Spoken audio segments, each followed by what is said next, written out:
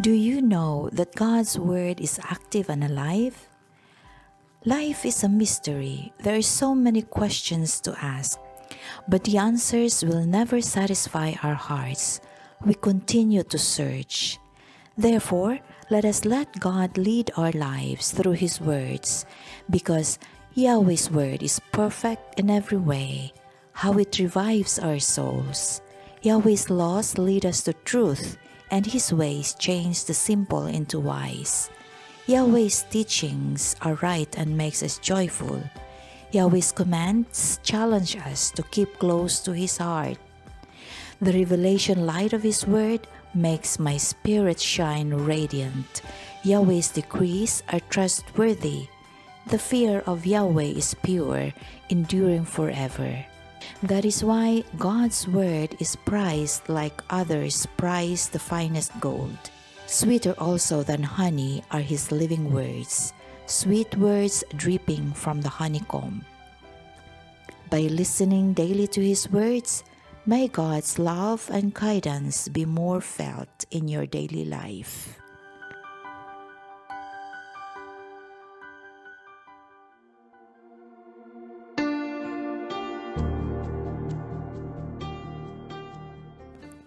Pope Francis General Audience, Wednesday, June 1, 2022.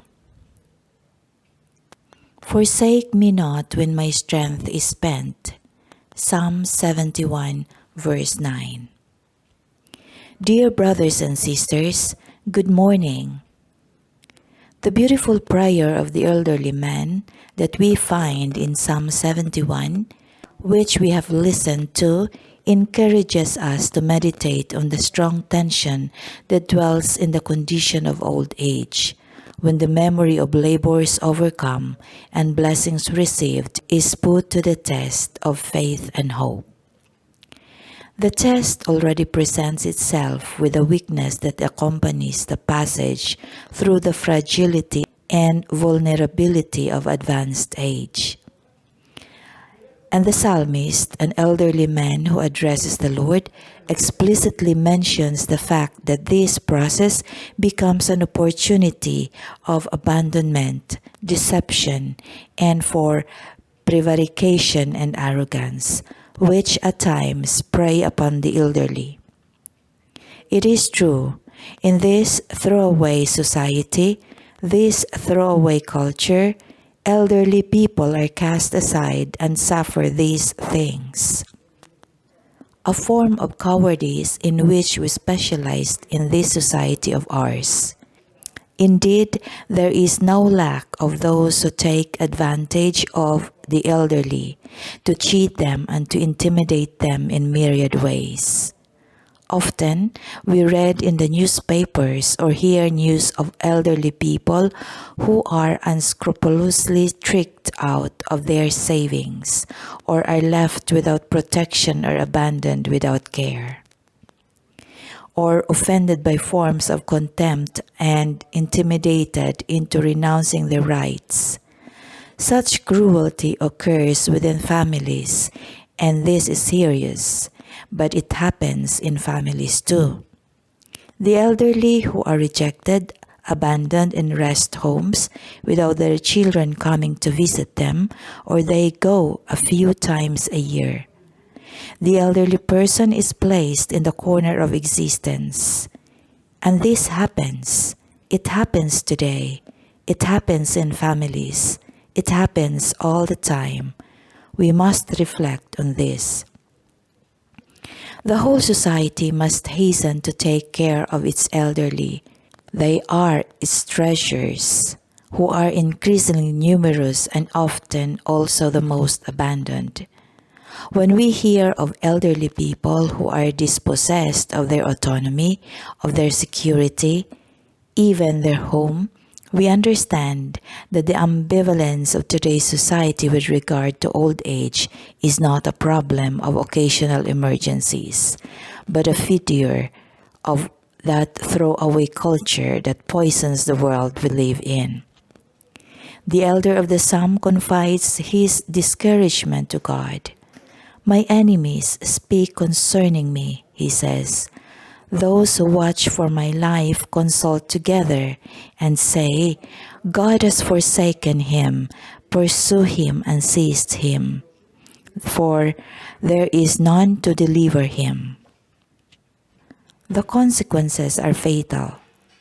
Old age not only loses its dignity, but even doubts that it deserves to continue.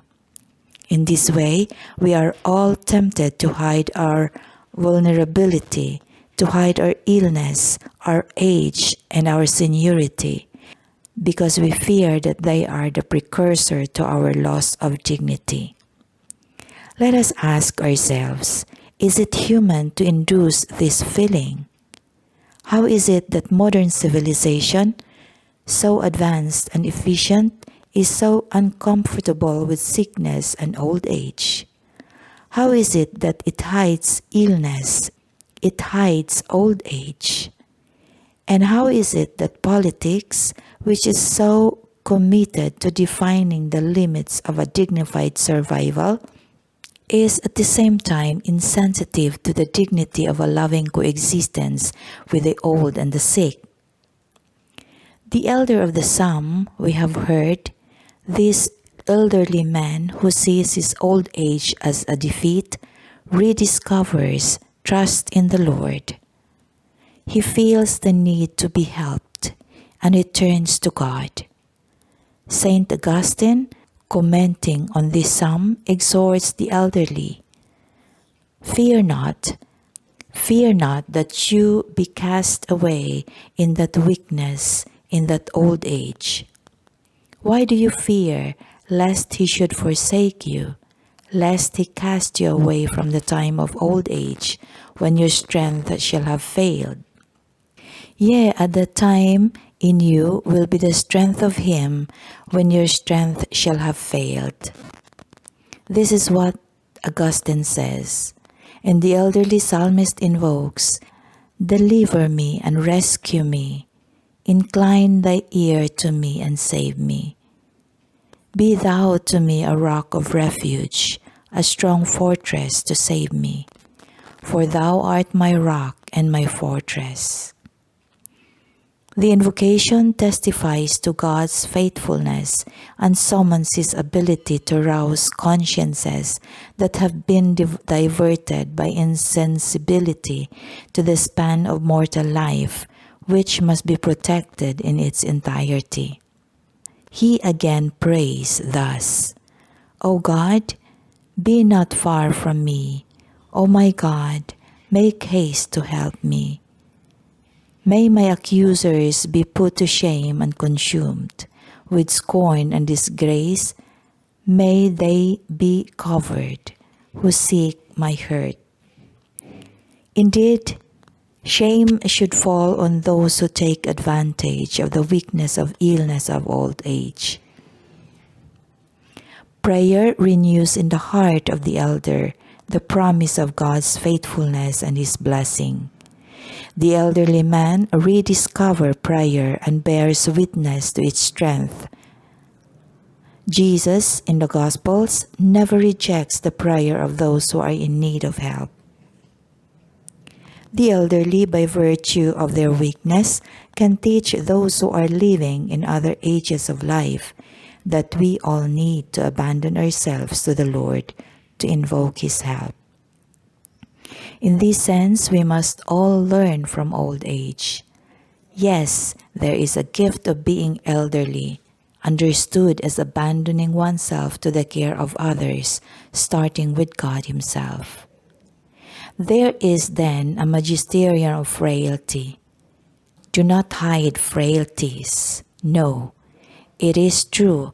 There is a reality and there is a magisterium of frailty, which old age is able to remind us of in a credible way for the whole span of human life.